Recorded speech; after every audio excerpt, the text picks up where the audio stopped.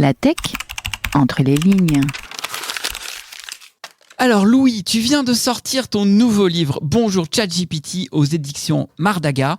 Et non content de cet événement, tu veux réconcilier en une chronique Olivier Sibony, les chambres d'écho, la démocratie et la polarisation des débats. Vous connaissez mon affection pour Olivier Sibony et ses travaux, et je voulais vous parler aujourd'hui d'un article qu'il m'avait conseillé de lire alors que je travaillais à l'écriture de Liker sa servitude qu'il avait accepté de préfacer.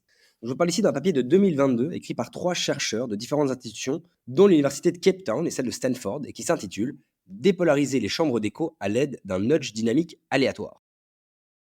Ouh, c'est un joli projet tout ça, mais alors, comment on s'y prend ? En fait, il parle d'un constat assez simple. Les chambres d'écho et la polarisation naissent lorsque les gens restent entre eux et ne sont pas confrontés à des avis contradictoires. Il se propose donc d'implémenter un nudge, donc un coup de pouce dynamique, car cela agit lorsqu'il y aurait polarisation, et aléatoire, car l'algorithme proposerait alors du contenu aléatoire, qui permettrait de confronter des agents à des opinions qu'ils n'auraient jamais vues. Leur but n'est donc pas d'homogénéiser les avis divergents, mais bien d'augmenter le dialogue et l'échange pour aboutir à un consensus et éviter la désinformation. Bref, une belle base en fait pour la démocratie. On remet du hasard dans tout le monde du numérique, j'adore l'idée.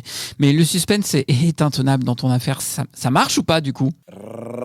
Oui, ça marche. En montrant différentes opinions à des agents, on peut empêcher une chambre d'écho de se former ou dissoudre celle déjà créée.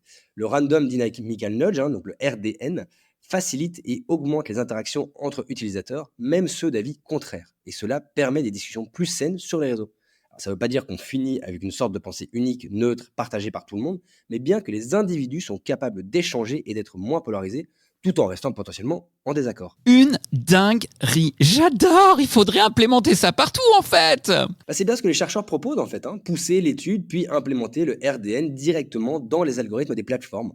Puisque les messages poussés par le nudge sont déjà de la propriété de la plateforme, ce serait assez simple à appliquer. Il y a quand même un petit bémol. Ah, génial, j'en étais sûr. C'est trop beau pour être vrai ton histoire jusque-là. Bon, ok, alors j'ouvre juste une piste de réflexion. Est-ce que ce RDN, ce serait pas un peu comme une sorte de pansement bariolé sur une plaie infectée? Genre, on traite les symptômes mais pas la cause. Parce que oui, le nudge permet, grâce à la technique, que les gens confrontent leurs avis et évoluent. Mais le vrai problème, ce serait pas que les gens ne se parlent plus.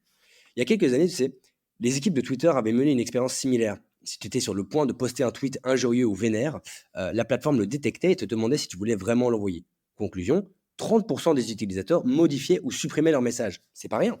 Alors au début, tu te dis c'est cool, mais en fait, ça pose pas la vraie question. Pourquoi est-ce que la première réaction de cette personne, c'est d'envoyer un tweet insultant? Comme souvent avec la tech, la réponse est moins à trouver dans les solutions algorithmo-techniques et plus dans la philosophie et la politique. Et ça, j'aimerais qu'on évite de le rendre aléatoire.